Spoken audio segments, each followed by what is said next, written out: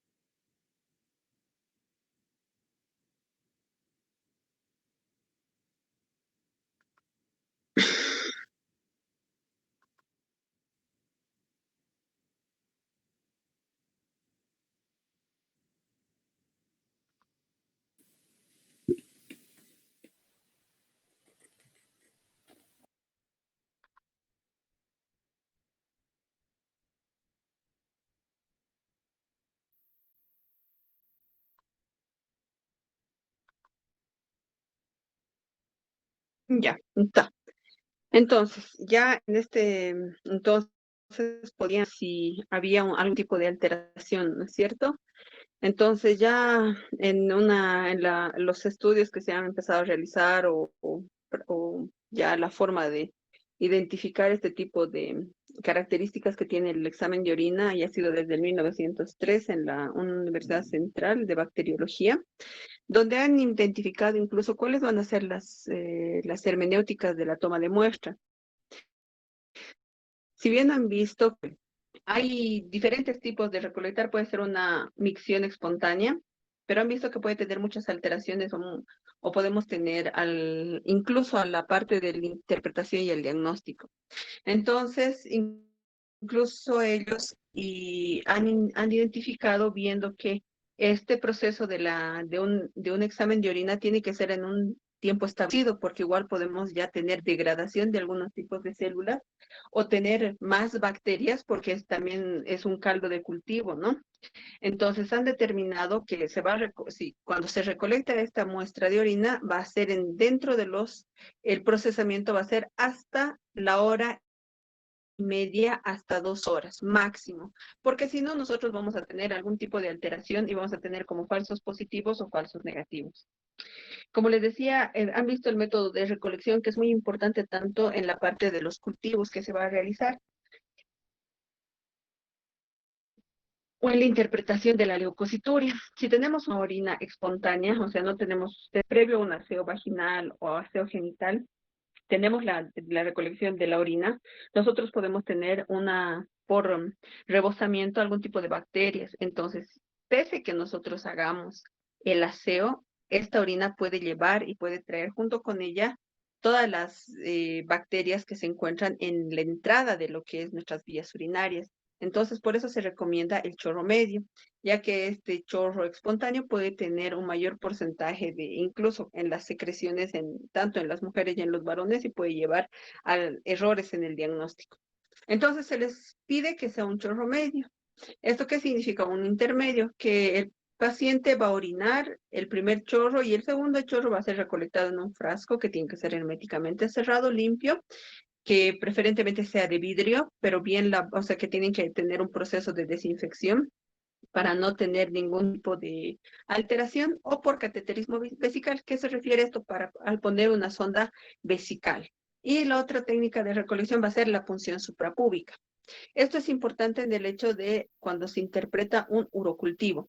Si nosotros tenemos un urocultivo que tiene más de 10.000 unidades formadoras de colonia y es una punción suprapúbica, ya se considera positivo. Pero si tenemos en un chorro intermedio un urocultivo de las mismas características con 10.000 unidades formadoras de colonia, entonces nosotros tendríamos que interpretar o ver si no hay alguna otra causa, ya que un urocultivo positivo es mayor a 100.000 unidades formadoras de colonia, y también identificar el germen, ¿no es cierto? Puede que haya sido una mala recolección de orina y por eso han desarrollado las bacterias, pero que no es de una infección urinaria como tal. Del cateterismo vesical es más de 10.000 unidades formadoras de colonia, y de la punción suprapúbica incluso cualquier célula que se vea ya es considerada como una infección. Entonces, dentro de los métodos de la recolección de suprapúbica, nosotros tenemos que identificar la parte donde vamos a hacer la punción. Esto se va a introducir un trocar que va a ser de 5 a 10 centímetros de longitud y vamos a tener 1 milímetro de lo que es el grosor y vamos a aspirar la orina. Es lo mismo que cuando se hace una paracentesis, es igual, solo que acá vamos a ir, como dice, suprapúbica. Entonces identificamos el pubis y 2, 3 veces de dedo por encima podemos hacer la parte de la punción. Entonces, ya al tener una recolección y saber cuál ha sido la característica de la recolección, nosotros vamos a tener que identificar y conocer cuáles van a ser estos aspectos que nos van a ayudar a llegar a un diagnóstico. No solamente va a ser un diagnóstico de la parte del análisis del ver la orina, sino un análisis en el observar a microscopio y otro también va a ser el químico que va a ser con tiras reactivas. Entonces, nosotros, ¿qué vamos a ver? Principalmente tenemos que conocer cuáles son las características normales de lo que va a ser la orina. Entonces, en una orina de 24 horas, lo normal de las concentraciones va a ser lo que tienen ustedes en la tablita, en la diapositiva, ¿no? Eso es lo importante, saber la fisiología o la situación normal de lo que va a tener la orina. No va a tener proteínas, no va a tener ningún elemento, no va a tener sangre, va a tener una osmolaridad y un pH según la situación fisiológica, y eso también nos puede identificar qué tipo este paciente llega a tener, o está deshidratado, o está sobrecargado, o tiene algún tipo de alteración o enfermedad. Entonces, uno de los primeros aspectos a la vista es el aspecto, el color de la orina que va a ser. Entonces, la orina tiene que ser clara, tiene que tener un color ámbar, amarillo ámbar, y la intensidad va a depender de la concentración. Si yo soy una persona que consumo 2 litros de agua pura, aparte de refrescos gaseosas y cualquier jugo, mates, em, no sé, estimulantes, lo que sea, pero tomo 2 litros de agua, entonces mi riñón tiene una buena filtración, un buen equilibrio, pero mi orina va a ser diluida por el consumo de agua que yo voy a llegar a tener. Entonces, podemos llegar a tener orinas diluidas.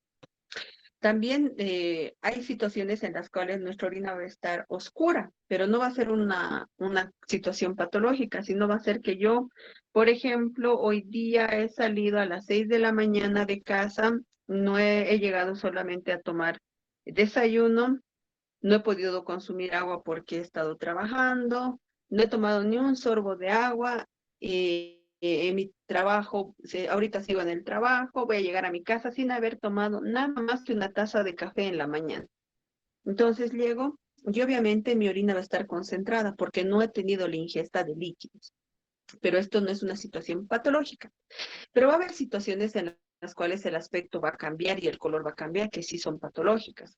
Por ejemplo, cuando el color de la orina cambia a ser blanco, pues puede ser pus. Algunas veces ustedes en la parte hospitalaria van a ver cuando un paciente está con sonda y en la parte de lo que es todo el trayecto de la sonda se ve ya como que si fuera algo lechoso, blanquecino, que eso es pus. Entonces, también cuando hay cristales de fosfato puede ver una orina color blanquecina, como lechosa, como si ustedes le hubieran puesto leche. Cuando tienen el color rojo marrón puede ser porque hay hematuria, puede haber hemoglobina, mioglobinuria, porfiria, que haya comido remolacha, algún tipo de uso de medicamentos como la levodopa, metildopa, en personas que tienen el Parkinson o la levodopa, carbidopa que usan. Entonces puede que en algún momento su diuresis vaya cambiando, tenga un color rojizo o marrón. Entonces, al paciente, cuando ustedes dan un medicamento que puede alterar a la orina, hay que recomendarle, ¿no? Como por ejemplo los analgésicos en la segunda parte que viene el color amarillo, naranja o marrón, los analgésicos de las vías urinarias, ellos te producen un tipo de coloración diferente en la orina.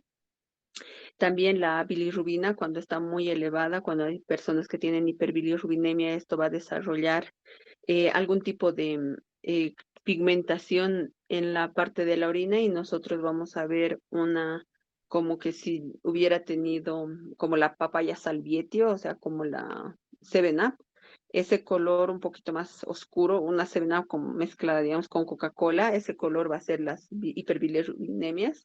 Un color marrón o negro va a verse en la metemoglobina, melanina, igual con el consumo de levodopa, carbidopa y metildopa. Azul, verde o marrón cuando ya hay un tipo de infección que va a ser secundaria a la pseudomona, o sea, no es un azul azul o un verde verde, ¿no?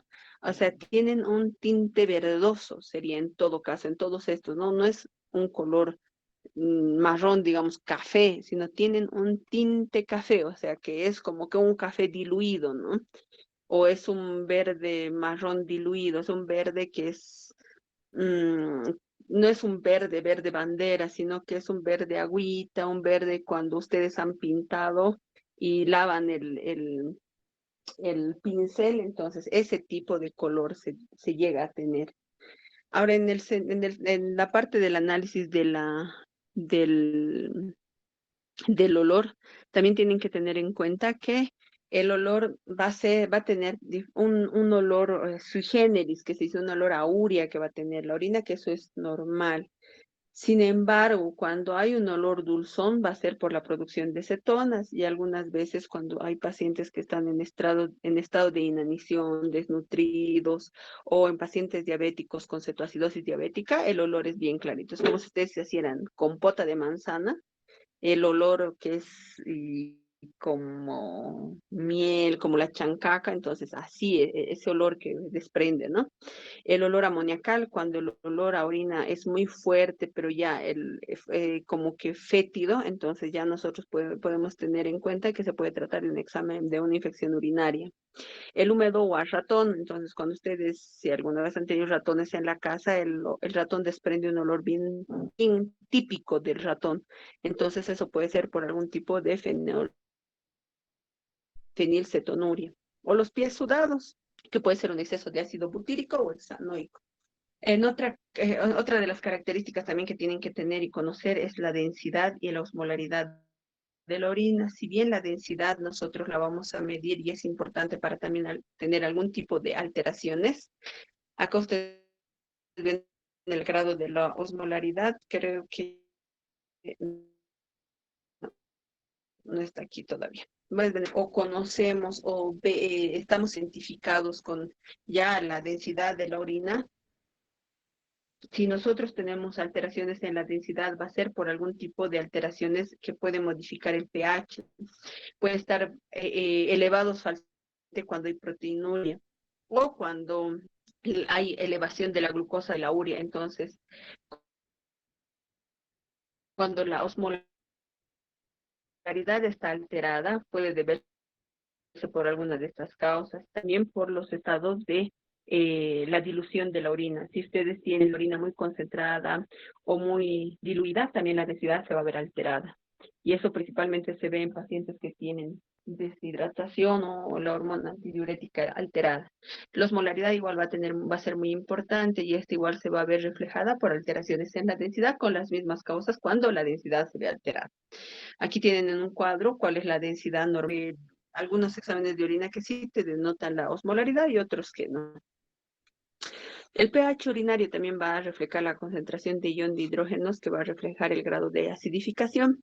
Esto es importante saber porque como ya conocemos en la parte de fisiología e histología, hemos visto que en el túbulo contorneado distal, las células intercaladas principales, tipo 1 y tipo 2, hacen lo que es la parte de la regulación del equilibrio ácido-base mediante la enzima que es la anidrasa carbónica. Esta va a llevar a ver que cuando está el ácido carbónico dentro en el medio de la filtración, este lo va a dividir en un hidrógeno y en bicarbonato. Si nosotros tenemos niveles elevados de, de bicarbonato, entonces vamos a estar en una alcalinidad y la alcalinidad nos va a producir igual, nos va a denotar en lo que es un examen de orina. Nuestros valores normales de lo que es el pH urinario va a ser de 4,58 a 8,5. Igual se puede medir en tiras reactivas y tiene que tener, puede tener algunos variantes igual. Y esto va a ser igual el estado de hidratación, la proteinuria y los estados de inanición. Aquí hay un cuadro donde se les indica cuál puede ser la causa de las alteraciones en el pH urinario. Principalmente va a ser la dieta en cualquiera, en ambos casos, diferente, ¿no? Si tenemos una dieta alto contenido de proteínas como carnes, vamos a tener un pH ácido, pero lo alcalino vamos a tener cuando tenemos un consumo excesivo en lo que es cítricos. También si nosotros consumimos bicarbonato de sodio, pacientes que están en enfermedad renal terminal, en prediálisis G3, G4, nosotros les damos bicarbonato porque como sabemos que no tienen ya una buena regulación para mantener y estabilizar lo que es los buffers a nivel tanto pulmonar y renal, se les empieza a dar bicarbonato de sodio como tratamiento, incluso ya eh, como que no preventivo, sino para evitar una rápida destrucción o progresión de la enfermedad, que ya hay algunos artículos que lo mencionan, ¿no? Entonces nosotros le damos bicarbonato de sodio para mejorar esto, pero algunas veces como no hay un parámetro establecido, es algo igual que la parte de la coagulación, es artesanal, es dependiendo de cada organismo cómo funciona.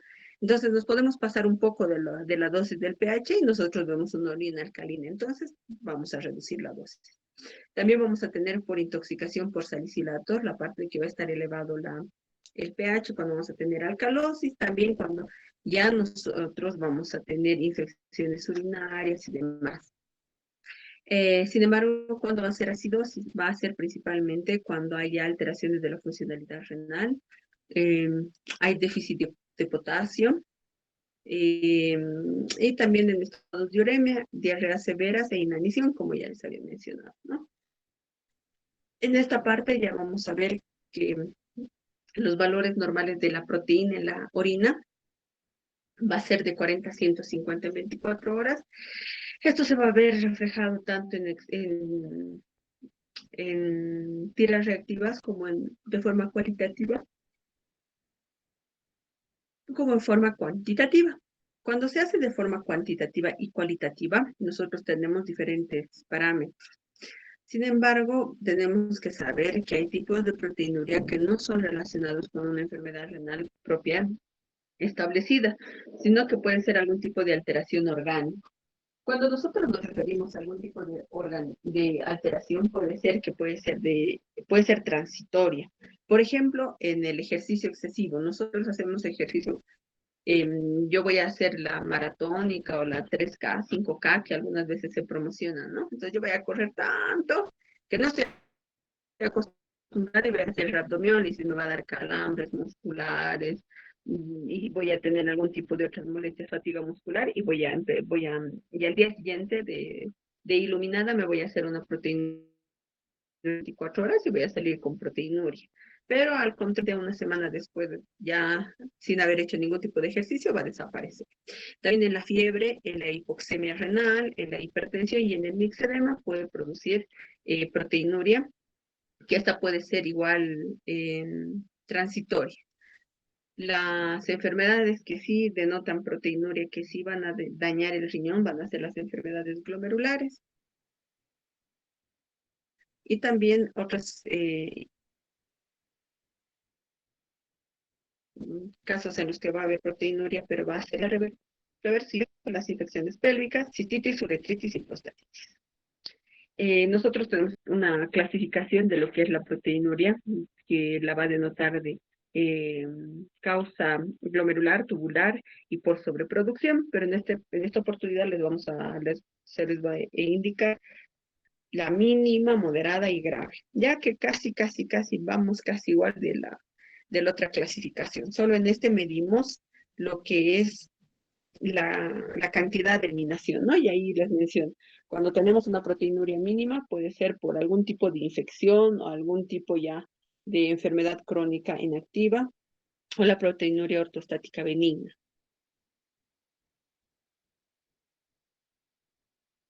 Y en la parte de cuando hagamos un ejercicio que ya, esta es la parte teórica, ¿no? Ahorita deberíamos estar viendo algún tipo de caso clínico, pero difícilmente se va a ver algún caso clínico con embriología, histología y fisiología. Entonces, ya desde la siguiente semana, que ya vamos a empezar, que ya creo que ya han llevado prácticamente ya van a llevar lo básico, entonces ya vamos a empezar con didácticas y en la parte de prácticas, ¿ya? Entonces, también cuando hay una proteinuria moderada, que va a ser no un rango nefrótico, puede ser por algún tipo de estas enfermedades ya mencionadas, que pueden ser en la etapa inicial o en la etapa ya avanzada. En la proteinuria de más de 3,5 gramos, que ya es un rango nefrótico, principalmente enfermedades glomerulares. Hay tipos de reactivos o tiras reactivas que nos van a dar un tipo de indicadores, pero estos van a verse algunas veces alterados, por lo que la orina puede estar concentrada o turbia. Cuando nosotros encontramos azúcar en la orina, nosotros tenemos que tener en cuenta que más de 160 miligramos de cilitro, ya esta azúcar va a ir por la parte de los riñoncitos y va a secretarse, va a absorberse y excretarse a nivel de ¿qué parte del túbulo? Algunos de los TRAC conectados pueden mencionar.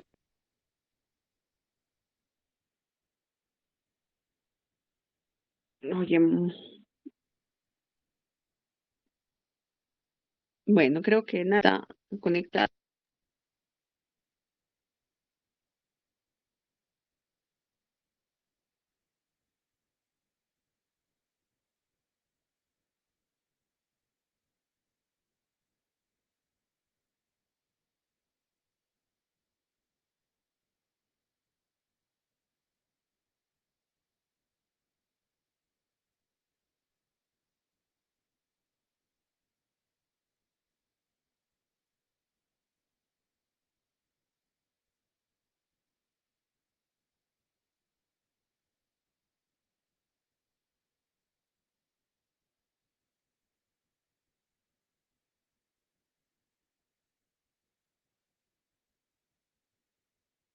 ¿Puede responder lo que se les ha indicado? Bueno, de que nadie quiere responder, va a ser en el túbulo proximal, ¿no veo? Porque habíamos dicho que tiene su propio transportador y este va a ser el que va a producir el intercambio gracias a lo que es el sodio.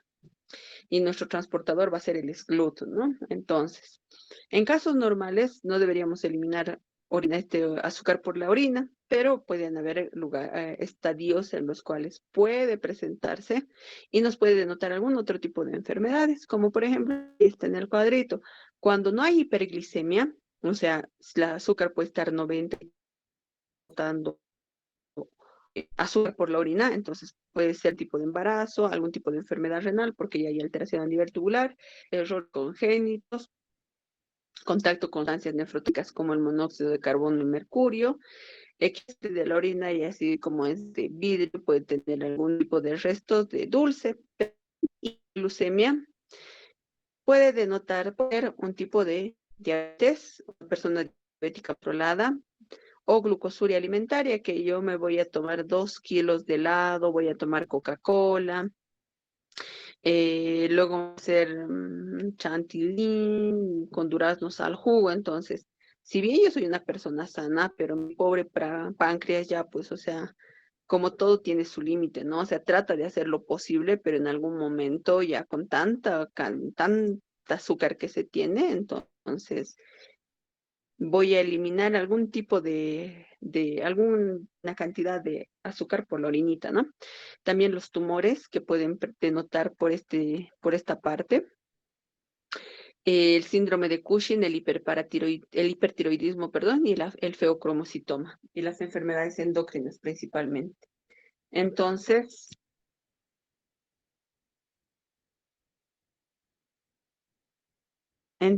esas son las causas por las cuales nosotros tener, em, podemos llegar a tener lo que es glucosuria. Por otro lado,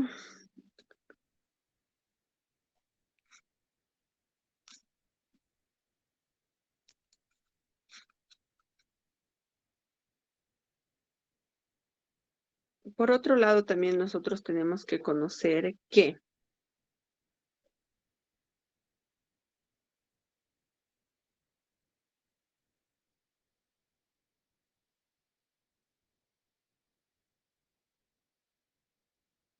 Ya.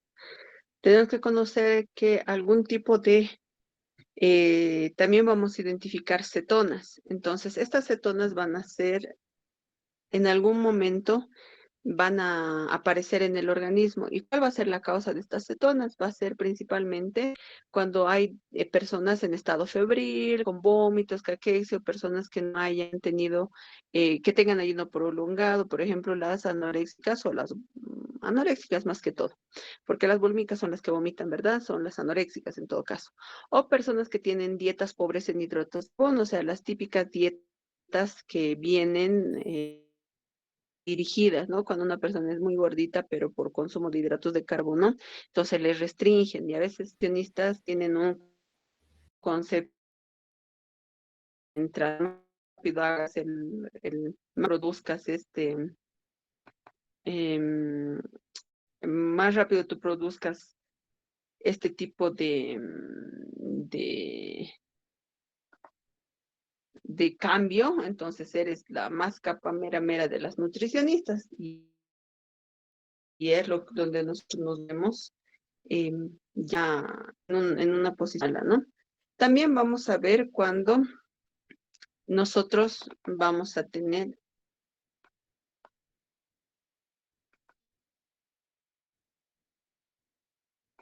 cuando nosotros vamos a tener, ya hemos visto la fase química, entonces ahora vamos a ver lo que es la fase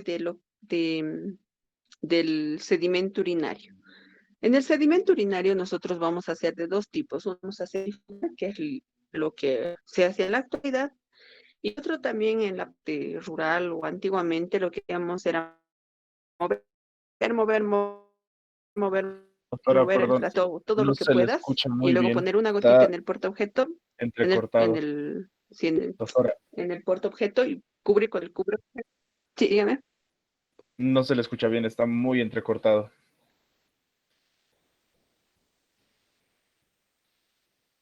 Sí, Doctora, no se le escucha bien. Está ya, entrecortado el audio. ahí. Dame un momentito. Ahora sí. Ya, entonces, como les decía, ¿no es que ya pasamos a la parte del sedimento urinario, que se puede hacer por centrifugación? Antiguamente nosotros agitábamos con el recipiente y veíamos en un cubreobjeto, pero en la actualidad ya usamos la centrifugadora y en esto nos va a ayudar a cuantificar cuántos eritrocitos y leucocitos vamos a ver y otro tipo de sustancias. Em, en otra parte vamos a ver que también en las tiras reactivas se puede ver, se me ha desconectado, no está. En otras, en otra, en otros, en otras partes también se puede ver que nosotros podemos tener lo que es la parte Doctora, ya no se pueden ver las diapositivas tampoco. podemos ver también. Sí, se ha desconectado la computadora, ya lo estoy volviendo a instalar. Hasta mientras vamos a seguir. Lo importante es que vean la parte del sedimento urinario. Ahorita les muestro. Entonces, como les decía, ¿no? Que en la parte del sedimento urinario nosotros vamos a ver muy importante la parte de la, de las de la leucocituria más que todo, donde también se van a denotar no solamente lo que es un examen de orina, una infección urinaria, perdón, sino que se van a notar diferentes tipos y diferentes características. Si bien en el examen urinario, pero en el examen de orina nosotros vamos a detectar la presencia de leucocitos y hematíes, también lo puede hacer una simple tira reactiva. Esta tira reactiva se va a poder identificar dependiendo a la coloración que ya está establecida en un grado de control que ya tienen cada empresa o cada frasco de tiras reactivas que ustedes vayan a tener. Entonces, ¿pero cuál va a ser la desventaja de estas tiras reactivas? Estas tiras reactivas pueden tener falsos positivos, falsos negativos o no tener no ser una buena utilidad, ya que pueden darte que puedes tener 1000 eritrocitos, pero en la cuantificación algunas veces no es. El tiempo de la lectura para los diferentes tipos, vamos, ahí les menciona el tiempo, porque ya a partir del tiempo que pase, esto se va a ver, se va a ir eliminando, ¿no? Principalmente lo que es el recuento de leucocitos. Ya cuando va a pasar el tiempo de la lectura, estos van a degradarse y se van a morir, entonces no vamos a identificar nada. Algunas veces vemos exámenes de orina que dicen nitrito positivo y en la cuantificación de leucocitos tienes 2 a 3 por campo. Y cuando ves bacterias te dicen abundantes, porque ya tanto tiempo espera este examen de orina o este proceso que ya han muerto una gran mayoría. Ahora, en esta diapositiva solo son medios de tinción para que ustedes lo conozcan. Sin embargo, ya vamos a pasar a la leucocituria. Un examen de orina normal no debería tener leucocitos que no sobrepasen los 5 por campo, ¿ya? En el sedimento urinario normal no tiene que sobrepasar esto. Hay enfermedades intraparenquimatosas como las nefritis o nefritis tubulointersticiales, enfermedades inmunológicas que pueden llegar a presentarse con leucocituria solamente, como por ejemplo pueden tener una persona que tenga leucocituria que sea lúpica y eso ya te da un dato de actividad renal que el lupus ya está afectando al riñoncito y te está manifestando solamente con leucocituria. Y en la clasificación del Ehlers-Danlos nos da como un parámetro para definir que esto está en actividad. También cuando ustedes vean solo leucocituria y nada más puede ser que esta persona tenga una nefritis intersticial. Secundaria a qué? Puede estarse tomando todos los nefrotóxicos del mundo y ella no se da cuenta.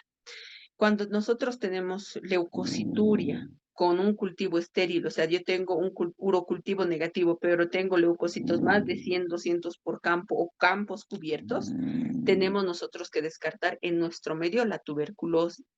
También tenemos que descartar que no sea causa de algún tipo de micoplasma, también de otro tipo de infecciones. Entonces, la leucocituria no solamente es un examen, nos denota que sea infección urinaria, también nos puede llevar a un diagnóstico de tuberculosis, nefritis intersticial, que puede ser acompañada con eosinofiluria, y también enfermedades inmunológicas que pueden llegar a tener leucocituria. Ahora, nosotros, ¿cómo vamos a ver la parte en la microscopía? Ustedes ven en la imagen, espérenme un ratito, ustedes van a ver en la imagen, van a aparecer diferentes tipos de células en lo que van a tener. Entonces van a aparecer los leucocitos como granulocitos que van a ser de diferentes tamaños. Lo normal va a ser que estos van a ser redonditos y a diferencia de lo que es la sangre, porque aquí ven un redondito igual que estos redonditos de acá. Pero ustedes ven cuál es más grande, entonces estos son más grandes, ¿no? Esa va a ser la diferencia entre un hematíe y un leucocito.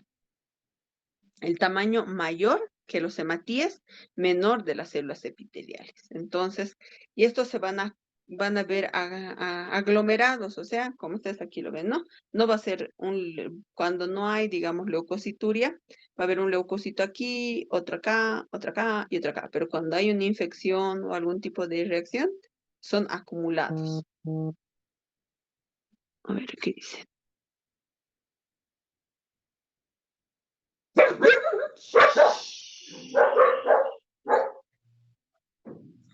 Perdón por la huya. Y ya, entonces, cuando vemos que hay hematuria, la hematuria va a ser principalmente patológica cuando hay más de 3 eritrocitos por campo. Y esto van a ver, ¿no? Ahí están los eritrocitos que van a ser escasos. También cuando se va a producir esto podemos ver algún tipo de alteración en el parénquima y vamos a ver que la hematuria puede ser de dos tipos. Cuando nosotros a nivel de microscopio vemos este tipo de imágenes así redonditas, nosotros vamos a identificar que esta hematuria o estos eritrocitos van a ser principalmente de vías urinarias. Sin embargo, cuando nosotros, un ratito por favor, No, dale nomás, vos llévate ya la... Cuando vemos así redonditos, es principalmente de vías urinarias. Pero si viéramos este tipo de eritrocitos como las estrellas, así bien distorsionados, feitos para decirlos, o que tuvieran como chinchoncitos, o como punto, como corona, así, esas ya son una hematuria dismórfica. Esa es principalmente de la parte del glomérulo, y ese es algo fundamental para nosotros dirigir y enfocar el diagnóstico. También la parte de los eritrocitos, vamos a tener que la mayoría de estos pueden estar, cuando nos aparecen eritrocitos que son, ay, se me dio la palabra ahorita, los dismórficos, pero que son acantocitos. Entonces, esto ya nos va a definir que es de la parte exactamente del glomérulo. Y cuando nosotros tenemos una hematíes dismórficos o isomórficos, más del 80%, entonces nos define cuál es la etiología. Pero si tenemos el 5% de estos hematíes que nos van a indicar que, digamos, son acantocitos, eso solamente con el 5% de acantocitos ya nos denota que es una enfermedad glomerular. Y aquí vemos, ¿no? Como les he dicho, ¿no? Bien bonitos, redonditos están, y estos son normomórficos o isomórficos. Debemos aquí tener lo que son los dismórficos, cuando tienen así como coronitas, o cuando en la otra vamos a ver que aquí tienen, bueno, aquí como ya estos igual son los dismórficos, otros como las estrellas, que son igual, son hematíes dismórficos. Ahora hay que tener, hay que diferenciar que haya hematuria, eritrocitos, o que haya cilindros hemáticos. Cuando es cilindro hemático, eso ya es dismórfico, eso es del riñón. No puedes dar un cilindro hemático si no eres del riñón. Entonces no puede ser de las vías urinarias. Y nuestros cilindros hemáticos siempre van a ser dismórficos. Entonces estos, acá ya en la parte de esta gráfica se les ve, no, hematuria del glomérulo o no parenquimatoso no glomerular. Entonces, pueden ser de diferentes causas, ¿no? Puede ser glomerulopatías primarias, secundarias o hereditarias. Ahora, las que son, pueden venir de la parte del parénquima, pero no del glomérulo, por abuso de analgésicos, tuberculosis, diabetes, anticoagulantes, nefritis intersticial y demás. Ya en este cuadro podemos ver ya cuál es la presencia de las células epiteliales, que van a proceder a la descamación de las vías urinarias. Estas van a ser células redondas que van a venir de la descamación de estas vías excretoras. Van a ser de diferentes tipos: epitelio plano, de transición y tubular.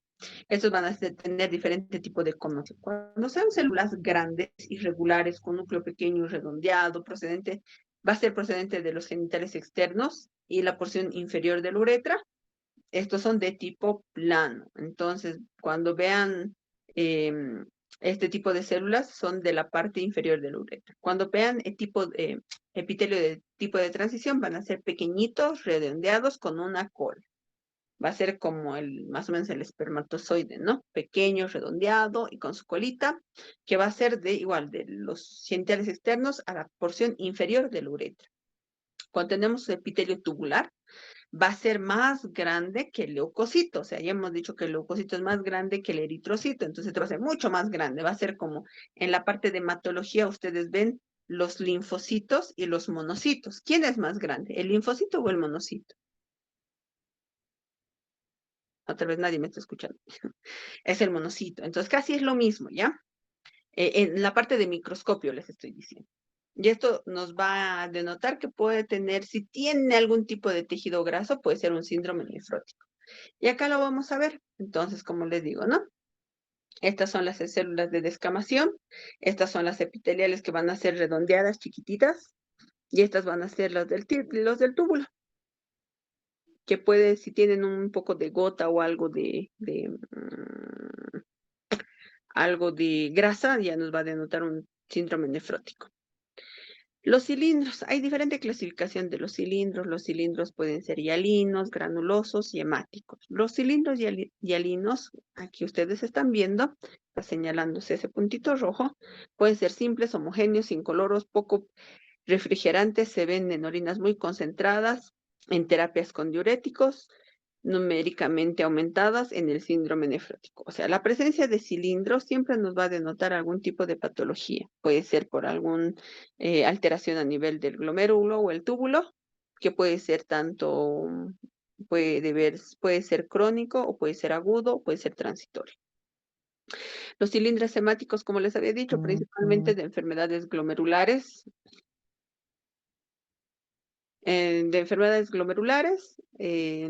como el lupus, la vasculitis, em, las pausimunes, poliartritis nodosas y demás. Los cilindros leucocitarios nos van a indicar un tipo de inflamación de origen renal que va a aparecer en las infecciones urinarias o alteraciones del túbulo o algún tipo de desórdenes del glomérulo, digamos que igual en la parte de las enfermedades glomerulares. Los cilindros granulosos, estos igual nos dan igual que en los cilindros hialinos, nos indican que estos van a aparecer ocasionalmente en personas sanas, que se van a asociar con alguna enfermedad crónica o aguda, son más grandes que los hialinos y son inclusiones granulares de generaciones de células. Y los cilindros granulosos, cuando se denotan en enfermedades, se denotan en mayor cantidad, principalmente igual son de enfermedades de tipo granular. Y los cilindros serios son anchos y principalmente te indican que ya es una enfermedad renal crónica establecida. O sea, si ustedes ven cilindros serios en su examen de orina, ya hay una enfermedad crónica de base. Ahí le da las características de estos cilindros. Se pueden observar principalmente en la recuperación de la diuresis luego de un periodo de anuria. ¿Y eso qué significa? Si ya ha habido un daño en el riñoncito, o sea, ya ha dejado algún tipo de secuela, nos puede denotar estos cilindros serios en el momento porque ya hay un daño establecido en ese riñoncito. Puede que no se afecte en ese momento la funcionalidad del riñón, puede que llegue una creatinina de 1 o 1.5, pero su basal tal vez de esta persona era 0,7, entonces ya ha habido un daño, una destrucción.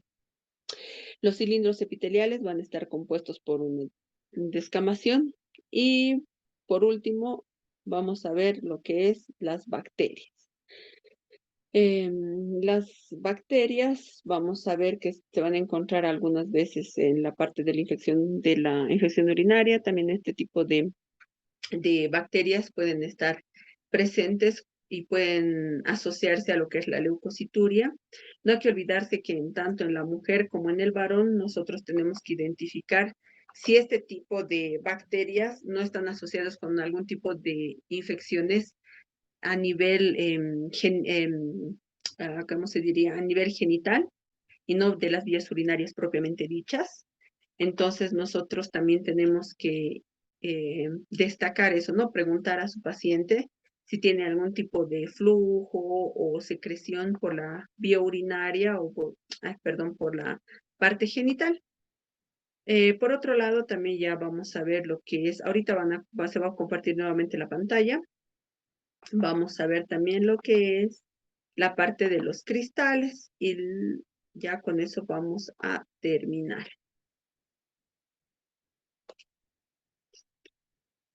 Los cristales, estos cristales van a estar por sobresaturación con algún tipo de compuesto cristalino en particularidad o cuando está en propiedad de algún tipo de solvente. ¿Esto qué se produce o qué se refiere? Yo puedo tener la predisposición genética de formar algún tipo de cristales. ¿Por qué? Porque tengo algún tipo de enfermedad hereditaria o porque yo consumo carne a más no poder y no tomo nada de líquido o consumo bastante alimentos que me puedan producir algún tipo de cristales, como los siguientes. Los cristales de ácido úrico, cuando consumo abundante carne, ¿no? Van a ser rosaditos, van a estar como piedras, piedras pesadas, y esto se va a poder identificar también en una simple placa cuando hace ya un tipo de obstrucción. Estas pueden estar presentes en la orina en enfermedades también como la gota, como la leucemia, enfermedades metabólicas de las purinas, en la enfermedad febril aguda o nefritis crónica. Cuando tenemos uratos amorfos, a veces nos reportan, ¿no? Uratos amorfos, estos son sales de ácido úrico que van a encontrarse en orinas ácidas o neutras. Pueden encontrarse uratos de sodio, potasio, magnesio o calcio. Van a estas principalmente tener en orinas concentradas, en caso de fiebre, también en gota, y no te van a implicar algún tipo de enfermedad. En cambio, los oxalatos de calcio, también estas pueden denotar producir cálculos renales, y esto va a ser principalmente, se van a formar en pHs que va a estar ligeramente alcalino neutro. Son incoloros y estos van a tener una dieta elevada en lo que es el ácido oxálico, principalmente en las personas que consumen cítricos, espárragos, manzanas, tomates. Como ya habíamos mencionado, ¿no? La característica del pH. Entonces, si aquí nos dice que va a ser un pH, se va a desarrollar en un pH ligeramente alcalino o neutro. Entonces, ¿qué nos produce la alcalinidad? Todos estos medicamentos, estos alimentos. Los fosfatos amorfos no tienen significancia clínica, pueden estar en orinas con pH neutro o alcalinas, y estos van a ser igual incoloros. Los cristales de fosfato triple calcio, estos sí nos van a denotar algún tipo de cálculos renales. Los cristales de urato amorfo igual van a aparecer tanto en la formación en la orina normal, y van a ser como especulaciones, y estos algunas veces sí se van a producir igual como cálculos, y van a ser así como ahí se ve como espículas, ¿no? Como aquí en el grafiquito lo ven.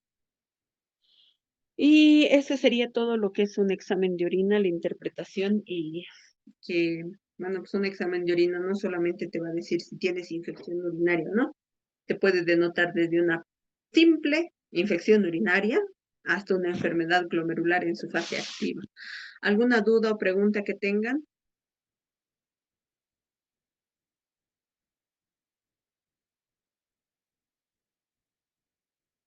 Bueno, creo que ya están muy callados, no creo que tengan dudas, no mencionan ninguna pregunta.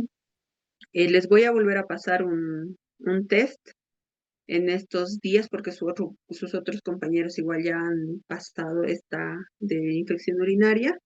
El doctor Quispe creo que igual les ha pasado una actividad. Yo el día martes en la noche, o sea, esta actividad tiene que ser hasta el sábado, ¿verdad? El día martes en la noche, después de la clase que se tenga con el doctor Quispe, les voy a mandar un cuestionario. Entonces, a base de ese cuestionario van a tener hasta el próximo martes para presentar, pero tienen que hacerlo esta vez con su cuenta institucional, ¿ya? Si entran con otro tipo de cuenta, pueden nuevamente ingresar con su cuenta institucional y vuelven nuevamente a mandarlo, ¿ya? No se hacen problemas. Se puede mandar 3, 4, 5 veces si quieren el mismo cuestionario. Lo importante es que lo hagan de su cuenta institucional para tener el respaldo ustedes de que están haciendo sus tareas y que su decano no tenga ningún inconveniente.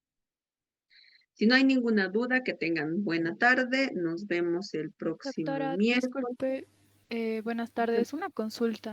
¿Sería posible que nos mande la lista de todas las personas que han mandado el primer cuestionario? Ah, ya. Por Se favor. lo voy a ver y les voy a mandar, pero si han puesto su paralelo, para mí va a ser más fácil. ¿Ya? Ok, muchas gracias, doctora. Otra cosa, no sé si hay un día que puedan estar los dos grupos reunidos, así como el día martes, si el miércoles o el jueves pueden reunirse en un horario que ustedes prefieran, para que así estemos a la par, y cuando se manden las actividades se pueda mandar un mismo día a ambos grupos y todos tengan un tiempo sin sesgo para poder hacer este tipo de trabajos. Ustedes mañana, ¿qué materia pasan a las 2:30 PM? Ustedes son los que pasan de cirugía de abdomen o algo por ahí, ¿es verdad? Sí, doctora. Sí, doctor. ¿Y después de eso tienen alguna otra clase?